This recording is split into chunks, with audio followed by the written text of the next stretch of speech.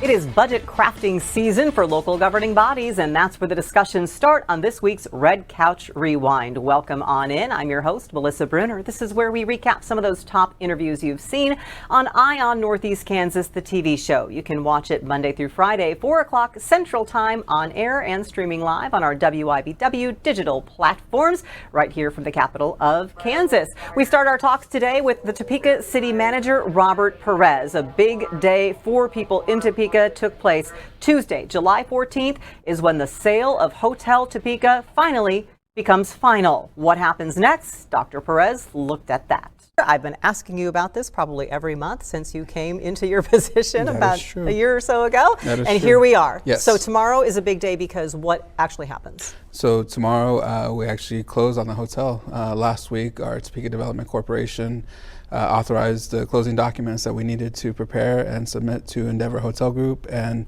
so tomorrow should be, all systems go for the transition over to Endeavor Hotel Group. What happens from here? So what happens from here, again, we give them the keys.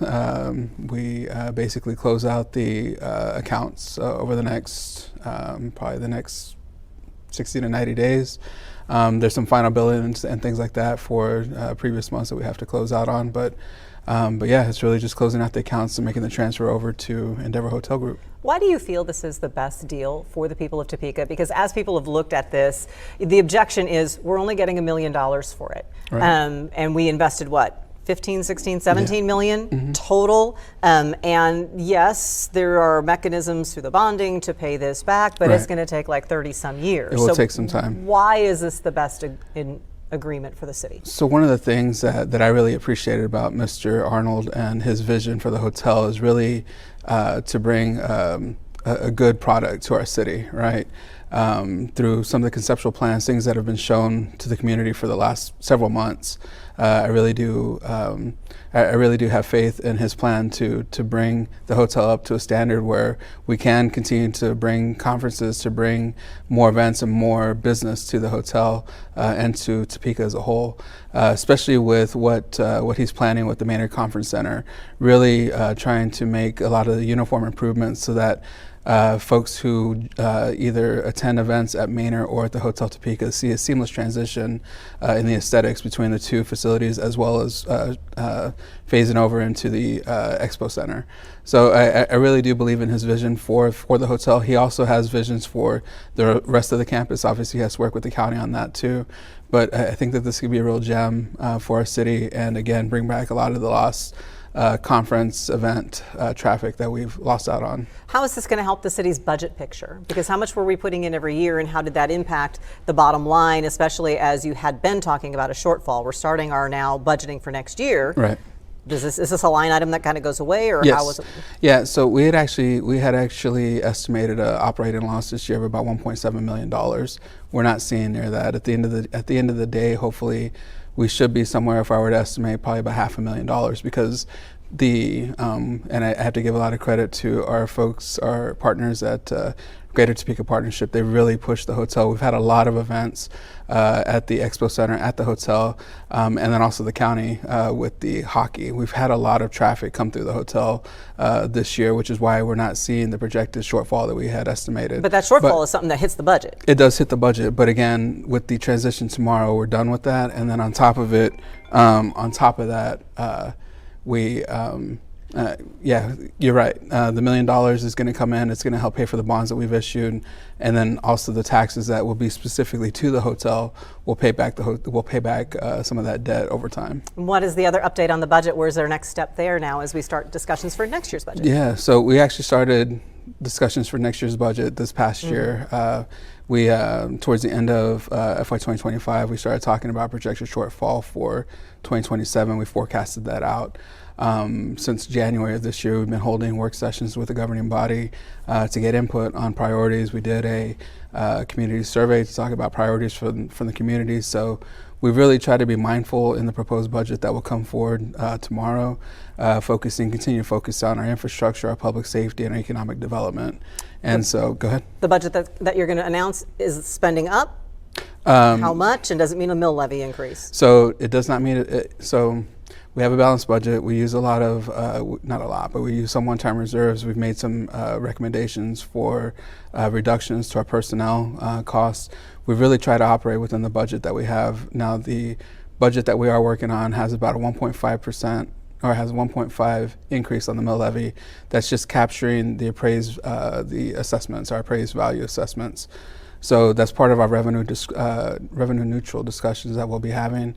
But all we're really trying to do is capture the appreciation of our appraisals within that budget. So I know you have one more public input session left on the fire station plan, but on the fun side, you just announced this afternoon the fire stations are going to join in a school supply drive for Fiesta Topeka. Yeah, so I'll definitely give credit to one of our council members, Councilwoman Ortiz, who attended the Fiesta parade and heard that the Planning Commission, the Fiesta Topeka Planning Commission was accepting donations for school supplies in lieu of the entry fees for the parade. And so some folks thought that it would be a good idea to help participate and support that event. And so tomorrow we're actually going to start taking collections for school supplies at all of our fire stations through the end of the month. And so just want to help support that local event. Absolutely, because Fiesta, after all, does support Holy Family Schools. So appreciate you, City Manager Perez, for bringing us those updates. And as we mentioned, it is budget crafting season. The city of Topeka isn't alone in that task. The Shawnee County Commission also began its budget talks this week, hearing from all of the department heads.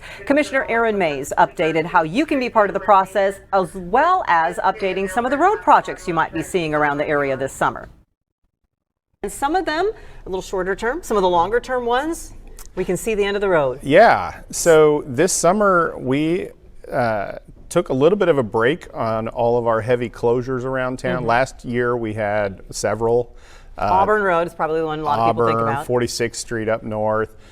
This year, most of our projects are being done under traffic, so we've still got people going through. So Northwest 46 is still a project. 46th, yeah. But you can drive through it, and so it is an active work zone. So obviously, we want people to be careful and everything. But the only big closure that we've got right now is out on Barryton Road, where we are doing a drainage project. 69.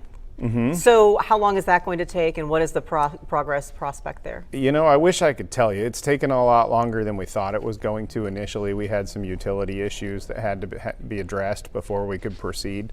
And so that one, it's going to take pretty much the rest of the summer.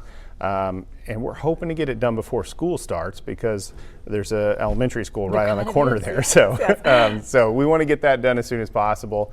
It's taken a little while. The other one to mention is Indian Hills Road. We had the big storms a few weeks ago that washed out one of the culverts that went under the road, and we couldn't get the parts in to replace it. And so it's been closed with no action for a while. We're now working on it. And then we found a broken water main while we were digging it up. So now we've fixed that, and we are going to proceed and hopefully get that done next week. That's very good. And even 46th Street, that project overall, it has an end date as well. This fall, everything will be done. Yes, but then we're going to move to Rochester here pretty soon. So, so sorry, North Topeka. So folks north of the river, there is that going on. And then Valencia Road has some bridge improvements going on. Yeah, and that's just part of our bridge program. We do a lot of bridges. We have a special fund that's allocated just for bridge replacements, and so that's one that's getting done as well. Well, speaking of funds and money, it's budget time. Yeah. Budget time. How is this going to unfold for Shawnee County? Some of the things are actually starting next week? Yeah, on Monday. So we do our budget process a little bit different than a lot of other organizations, and so we do it all publicly. We have time slots set up for each of our departments to come in and present their budget to us. And so Monday is a full day. It's going to be an exhausting day, but we're going to go through a good number of our departments. We're doing law enforcement. We're doing some of the administrative things. I think Public Works is that day also. And so they'll come in, tell us about their budget, and then we start whittling away at it. And so over the next month or two, we will kind of chip away at some of those budgets to get down from the wants into the needs. Have they submitted their wish lists already? Yes. And so if we did everything that they wished, how much would spending increase? It was about $15 million more than last year. So we've got a lot of work to do. And does that reflect also just some increased costs, like things that are going to Yeah. cost more? Right. Okay, So, so some of it's going to be maybe perhaps unavoidable. yeah, a good number of it is a good amount is wages, right? Obviously, our employees got 3 to 5% raise depending on their positions. And then also our insurance costs are up right now too. So our health insurance premiums are rising, and we aren't passing 100% of that on to the employees. And so that is something that has been kind of a burden over the last few years, as well as insurance costs. So what's it looking like for public hearings on that? About what point will we see those happen? A Monday is when we start. But that's hearing from the departments. Yeah, but those are open to the public as Okay. well. So if folks want to come and weigh in on those budgets, they certainly can. It's an open meeting, just like any other. Okay. And so we just ask you or show up and keep it relevant to the topic that we're talking about. But yeah, that's open Monday, and then we'll have another one, I think, on the 13th, maybe, something like that. We'll keep everybody posted on all of that. I want to also ask you about something fun that's been happening with Parks and Rec. The Symphony's been doing these little kind of mini ensemble things. Garden Group is what you're calling it. How has it been going?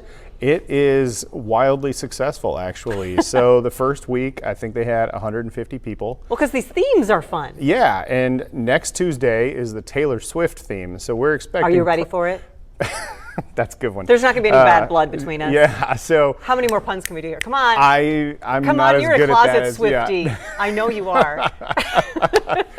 No, so it's going to be a lot of fun, and it's mostly shaded out there. It's at the Ted Inslee Gardens, so you can walk through the gardens and take in the sounds, or you can bring a lawn chair and set up shop. They've got some food trucks there, but it's been a very popular, successful event, and that goes until the end of July every Tuesday at 6:30. 6:30 p.m. So hear the Symphony Ensemble do Taylor Swift theme next Tuesday at Ted Inslee Garden. Yeah. Maybe she'll show up. I mean, it could be their honeymoon. Topeka sounds like a great Lake never Shawnee, know. a You never romantic know. honeymoon. She likes gardens. Who doesn't? Saying. Aaron Mays, thank you so much. Thank Appreciate you. it. We will be watching those budget talks unfolding as we move through the next couple of months. Most of the governing bodies do finalize budgets by that September time frame. So lots of talking and public input ahead. The economy is top of mind, of course, for Go Topeka. That is their job, after all, the Greater Topeka Partnership. They have something called the Economic Mobility Fund. Stephanie Norwood and Manny Castro stopped in to let us know how it works. Program. Welcome to both of you. Thank you. Thanks. What is this program all about? It sounds like money might be involved since it says funds. Absolutely. Through the Greater Topeka Partnership and specifically Go Topeka, we do have different grant funding that's available to help businesses with specific projects and to get past barriers. But the economic mobility funding is something that is on the newer side, and we want to get the word out, make sure that people are aware that this is there for the small business owners, the entrepreneurs that may be part of the low to moderate income group. They might be working in intensive care or at-risk neighborhoods or serving those neighborhoods. And these funds are specifically meant for those type of businesses to reduce barriers of entry and provide additional support for them. So what kind of help can you provide for people, Manny? Besides money, what specific areas are you looking to assist people with? Yeah, so I work primarily on the entrepreneur support. So that covers services such as marketing, legal services, and accounting services, also for the youth. So any individual under 18 years old could apply if they're starting a business or have an existing business as well. They could apply for construction, equipment, and marketing services as well there. So you're talking about like teenagers getting their first business Yes. off the ground can get help this way. What do you find is effective about targeting people that young in boosting their skills? Why is that a good thing? Yeah, obviously, like we're seeing a rise on the youth entrepreneurs in general. So obviously, we could get them services sooner than later. Obviously, we could help them succeed and grow their business and just become that more successful and help grow the Topeka community in Shawnee County and just provide that economic impact and just help them and themselves as well. It's interesting to hear, not just for the younger entrepreneurs and people just getting started, Stephanie, that the specific areas that you can provide support with here, the legal help, the marketing help. Why do people need to know about that? And is it because you're finding that those are skills perhaps people aren't, they have a great idea, they're good at the work, but those things fall through the crack? Absolutely. People dive into their businesses following their passions, and that's what's amazing. And that's good. Yes, it makes them amazing and unique, and they're motivated that way. But then they realize, oh, I need to know how to set up QuickBooks and understand my accounting, or I need help with like my permitting or my licensing or marketing. How do I tell people I exist? That is what our support and our funding is there to help them do. So what is the first step if people are like, hey, I really would like to see if I can get some help, because who wouldn't like some grants? What's the first step that people need to do to see if they qualify for this? I love to say, come and chat with us. Give us a call, come see us. We're at Link Innovation Labs. That's where we house all of our small business resources out of now at 6th and Monroe. And we're there, and we just want to have a conversation with you, understand your goals, understand what you need, and how we can best connect you. If they don't qualify for this program, Manny, how many other avenues do you have that people may not know about to help people out? Yeah, just to like go off of what she was saying. So that's like where we chat. We want to get to know you, that we can see if this program is the best fit for you. But in case it's not, we also provide the small business incentive program there. So that'll help you cover incentives such as construction, equipment, marketing, architecture, and so on. So we also provide that. We also provide downtown incentives. And even if we can't help you directly, we have a lot of community partners, so we could connect you with somebody that can help you in some way. And sometimes, yes, hearing that voice of experience can really be the helping hand that you need. So how long is this program going to run? Is there a certain deadline or anything that people should be aware of? We review Economic Mobility Fund applications monthly because we want to help them get moving and stay moving. Differently, our SBI funds are quarterly. These are monthly. So we want to chat with you. We want to keep you moving and motivated. So come see us whenever you're ready, and we'll get that process started. Very good. There is a lot more information, as well as an application online as well. If you go to gotopeka.com/economic-mobility, I'll have that link on WIBW.com after the show as well. Reach out, because you never know. And there is a lot of expertise that folks have access to if they just have that first conversation. Yeah. Stephanie, Manny, appreciate you. Thank you. Yeah, thank you. You can contact the Greater Topeka Partnership and Go Topeka if you would like to learn more. Several organizations are celebrating Christmas in July. You can hear how you can help and support them when the Red Couch Rewind returns.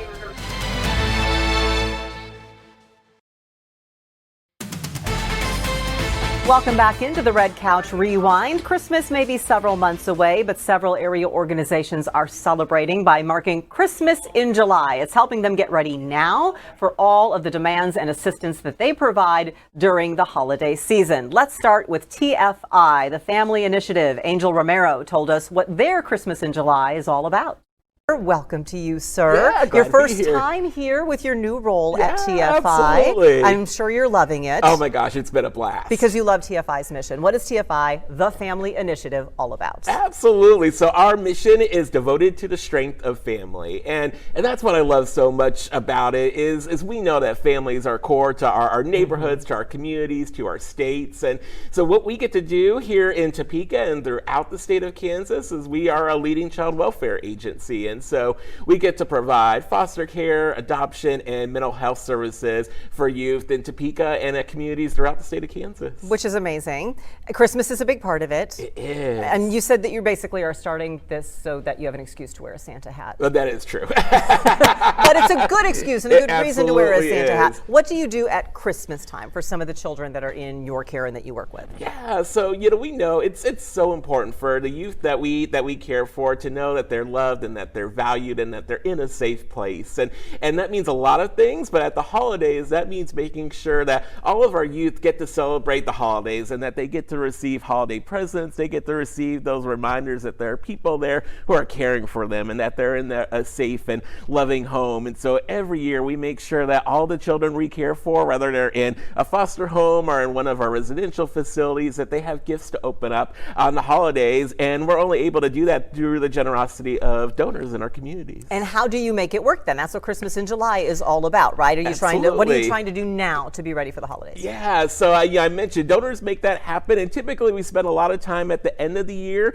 asking for dollars to make those gifts possible. So this year we said we're going to have some fun with it. So all through July long, people can go to tfifamily.org/Christmas in July. They can make a donation now that will cover those Christmas gifts at the end of the year. So even a gift of $25 provides a gift for a child that's in our care this holiday season, so folks get a jump start on it. Yeah, and for you guys, why is cash better than collecting stuff? Yeah, you know, what cash really allows us to do is have flexibility to be able to meet the needs of our children, because we know every child is different. Every child has unique needs, and every family has unique needs and unique abilities. And cash really gives us the flexibility to meet those families where they're at and able to provide them the items that they need in the way that they need it at the time that they need it. Do you ask the kids as you get closer to Christmas, what is it that you want? And I mean, how specific do you try to get, rather than like, okay, you're a teenager, you're going to get some smelly stuff? Right, absolutely. That's what's so wonderful about the work that our staff does, is they really do get to know families, and they get to know our kids. They know their likes, they know the things that they're interested in, and so they really do work with them to make sure that they're opening presents that are going to be unique to them, because again, our work is really all about how do we make that child feel special. And how many kids do you have right now that you're serving that you perhaps are going to be looking to get gifts for this Christmas? Absolutely. So right now, and this number changes of course all the time, but right now we've got about 383 kids in foster care throughout the state of Kansas that we're going to be providing for. And we want them all to have a good, happy holiday when that time of year arrives. That's why we're getting to work now, because we're all busy, right? And so there, all of a sudden, November rolls around and you're like, we got to get all the shopping done. So make the donations now, and then they'll be all set. TFIfamily.org/Christmas in July is where you go to make your donation. How long is this campaign running? Because it's not quite July yet. Absolutely. So, you know, we know. So you're kicking it off today on the Red Couch. We know that people like to shop early for Christmas, so they can donate early too. Yes. So the page is open now, and it'll run all the way through the end of July. Okay. And you know what? That is a good reminder, because a lot of us think about making those charitable donations when the holidays roll around. This actually is going to help your budget, because you can do this now and then do a little bit more as the year goes on. See, you're so smart, Angel. We try. Appreciate you. Appreciate your Santa hat. I like the vibes. Thank you, sir. Appreciate it. It is a great group of people that they support over the holidays, but they're not alone. Topeka's Doorstep organization also is having a Christmas in July drive. Lisa Kane stopped in to let us know about their work.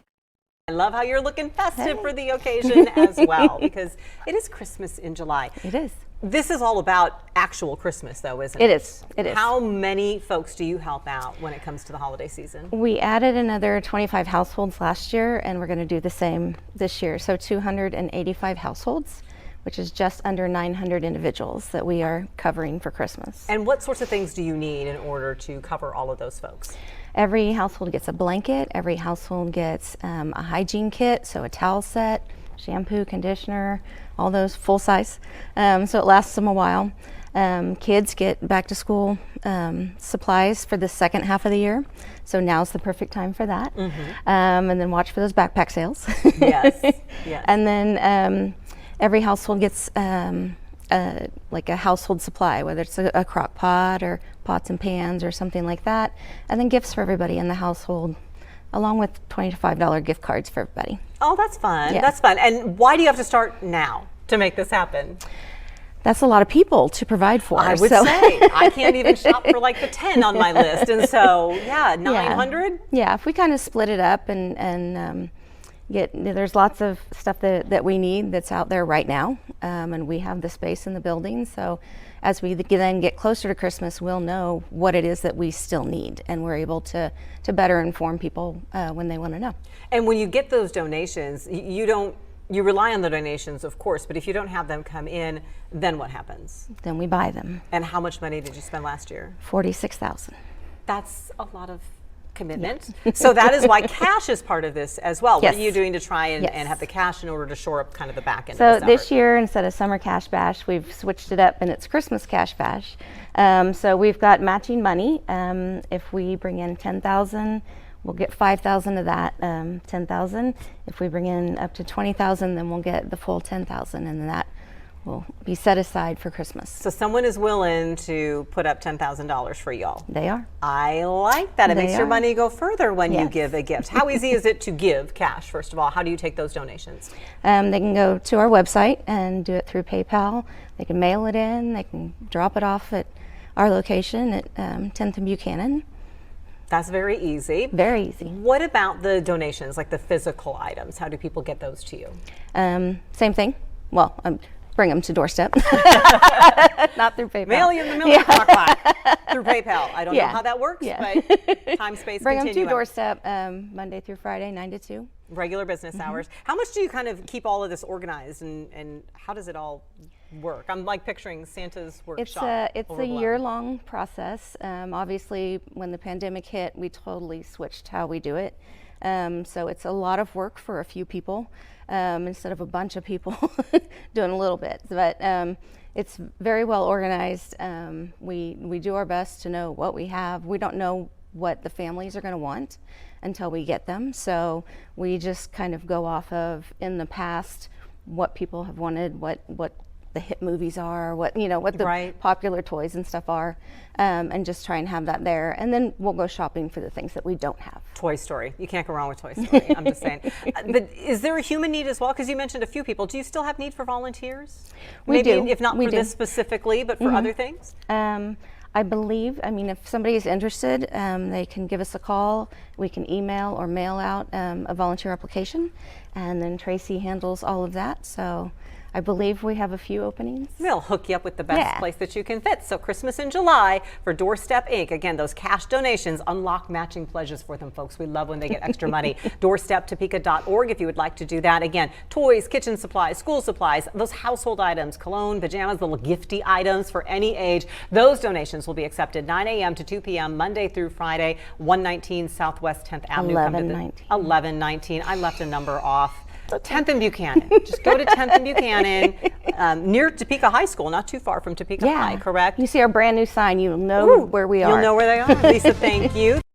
You can unlock those matching donations now to help give hundreds of area families a happy holiday through Doorstep, celebrating its 60th anniversary this summer, by the way.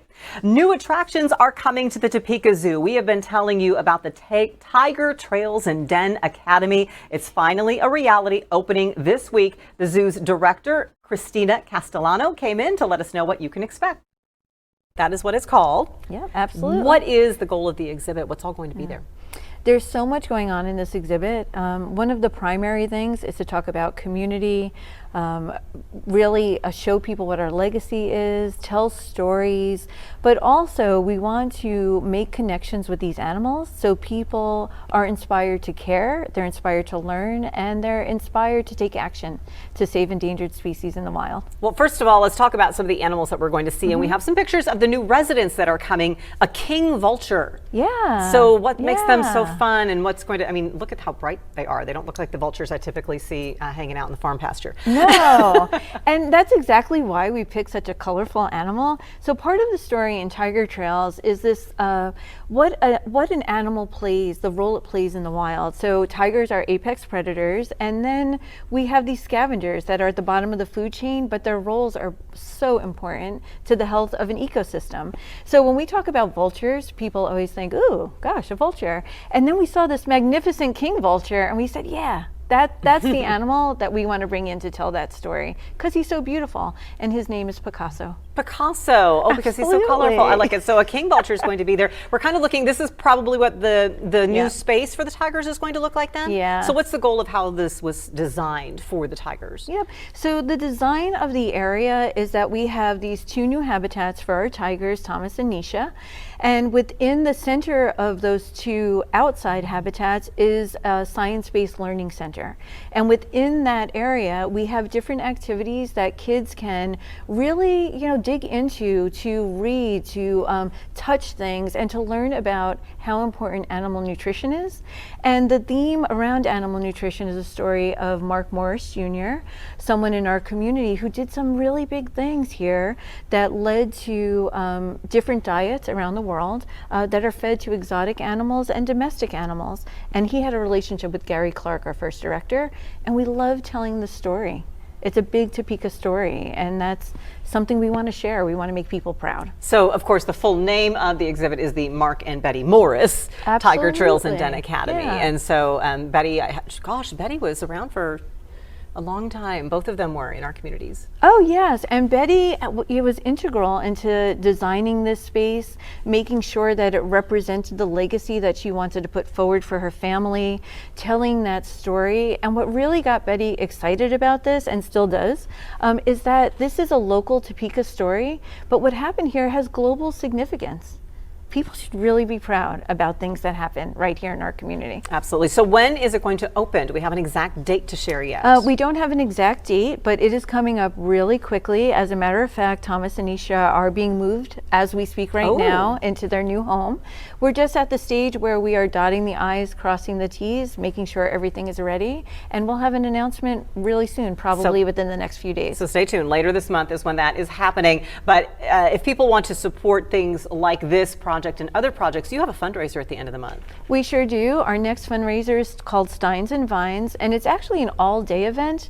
During the day, there's going to be a bouncy house. There's going to be food, music, and it's going to be geared towards kiddos to come in and have fun. And then at 5:30, it turns into a 21 and older event where there'll also be music, there'll be drinks, it's just going to be a really good time. So it's going to be a full day. Yes, check out topekazoo.org if you want tickets. We also want to let people know United Way of Kaw Valley just sent out their news release with information that you're going to have a full house tomorrow, because the first, and I'm going to make sure I get the number right, the first 300 attendees tomorrow at the Topeka Zoo get in free, because it is Wild About Reading Day, and it is co-sponsored by United Way of Kaw Valley. Of course, the zoo opens at 9. Events are going to take place from 9 to 1, really focusing on reading. The kiddos are going to get a free sack lunch thanks to some of the sponsors who are there. How fun is it over the summer months to bring kids into the zoo? Because we have this event for Wild About Reading. There are summer camps that you've been hosting there. How fun is it to see kids learning about the animals? It's incredibly fun. We want to make those connections, and when kids are young, it's the perfect time